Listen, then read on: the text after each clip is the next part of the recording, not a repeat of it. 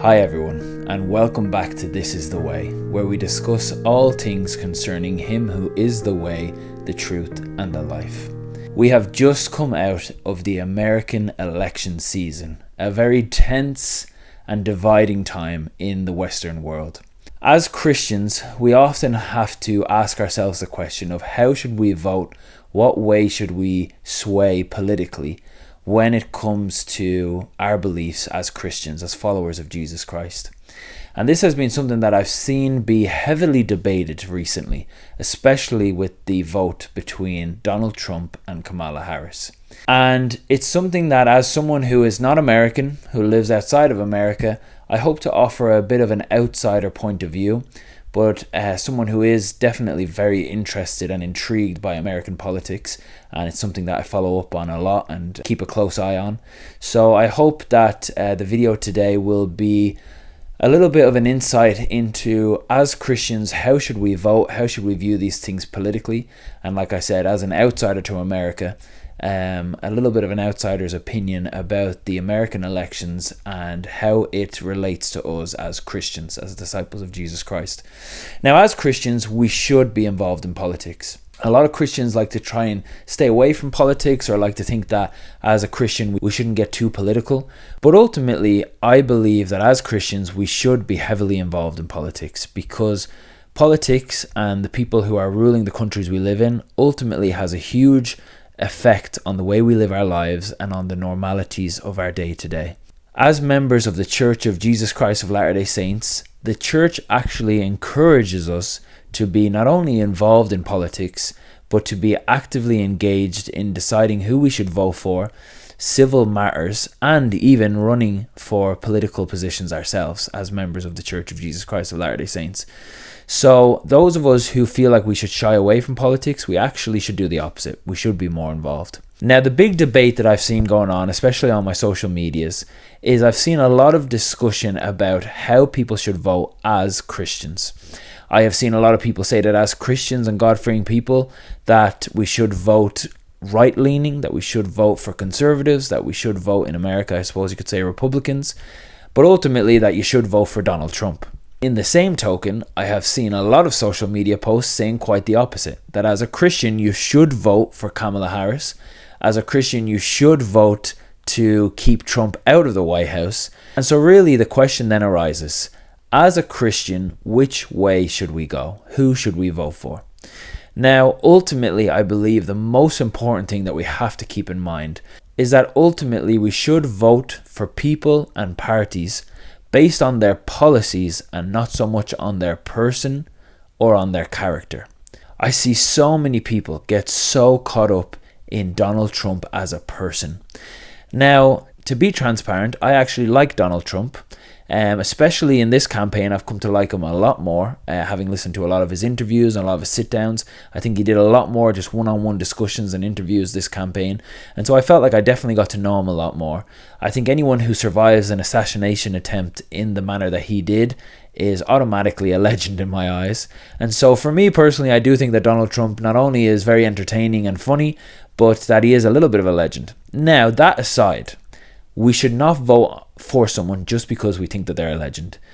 Likewise, we should not vote for someone just because we don't like the other person. I recently saw a poll on social media where a page had put out to its followers about who they were going to vote for and why, which I think is the most intriguing part. And they did a study which they later released. I'll have to look it up and I'll put it in the comments if I can find it. But they did a study based on the answers. And those who said that they were going to vote for Donald Trump, 80 to 90% had a legitimate reason to do with his policy. Something that they thought Donald Trump was going to be able to do to improve the country and improve their way of living. Approximately 10 to 20% said that they did not like the policies of the other party, and so therefore that is why they were voting for Donald Trump and for his party. For those who were voting for Kamala Harris, 80% said that they were voting for Kamala Harris because, quote, she is not Donald Trump, end quote. And so we can see that, unfortunately, so many people in the political sphere, and this is both for America and outside of America, they vote based on personality and character. But really, we're missing the whole point. A lot of Christians have a problem with Donald Trump. They have a problem with his past, some of the things that he has been accused of, and some of the things that he has outright done. And understandably so. As much as I like Donald Trump, I don't think that he is perfect. I think he's far from it.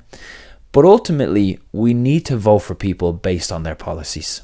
And so really, next time you're going out to vote, whether you live in America or anywhere else in the world, rather than focusing heavily on the person and their history, we should focus on the policies that they stand for.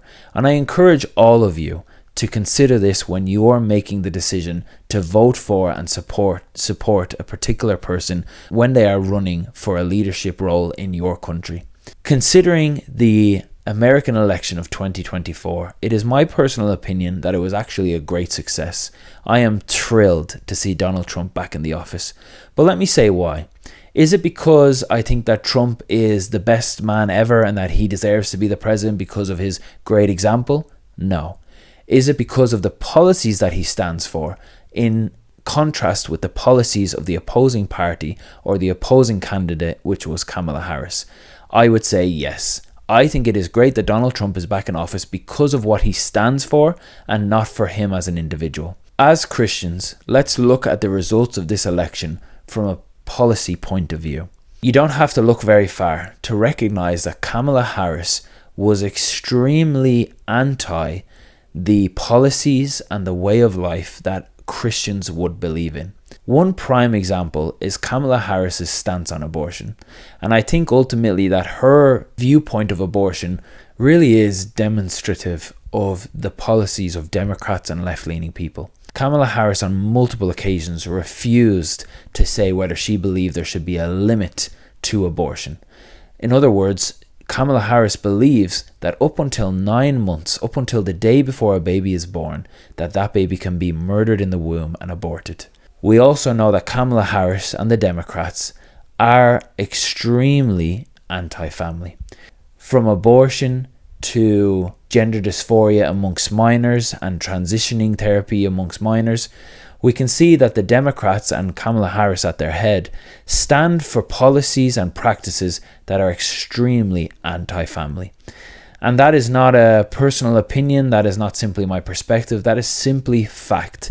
That when you look at what the Democrats are currently standing for and some of the policies that they currently support, they are extremely anti-family. You cannot be Christian and be anti-family. The family is ordained of God.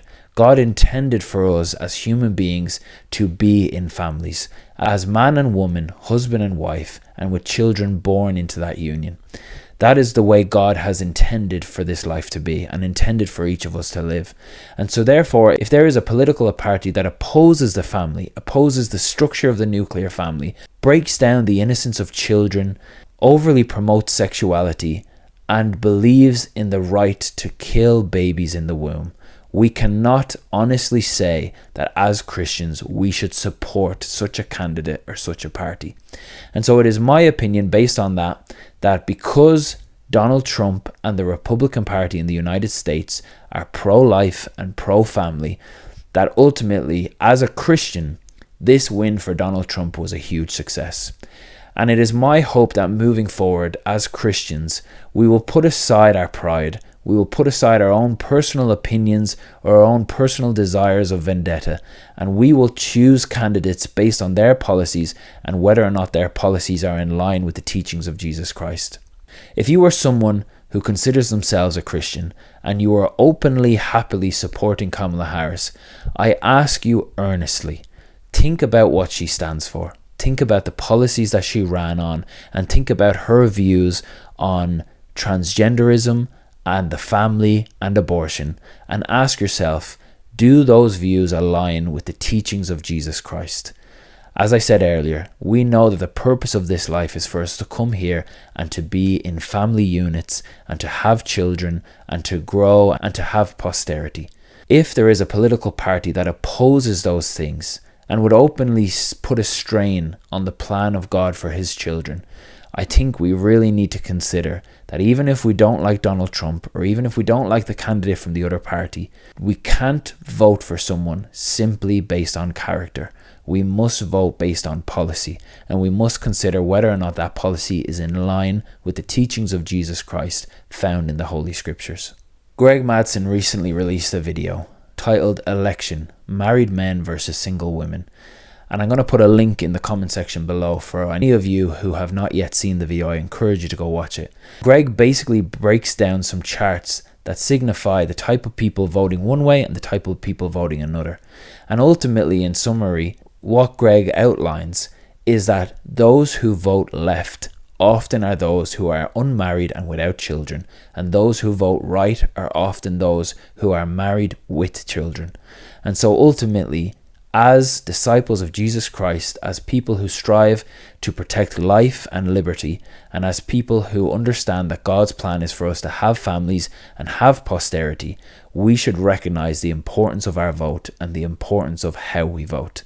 And so it is my invitation for all of us out there, as we prepare ourselves to vote in future elections, that we vote for those policies that best represent, now they won't be perfect, but those policies that best represent the teachings of Jesus Christ, and that we don't vote for a candidate simply because we do not like the opposing candidate. Thanks so much for listening to this video.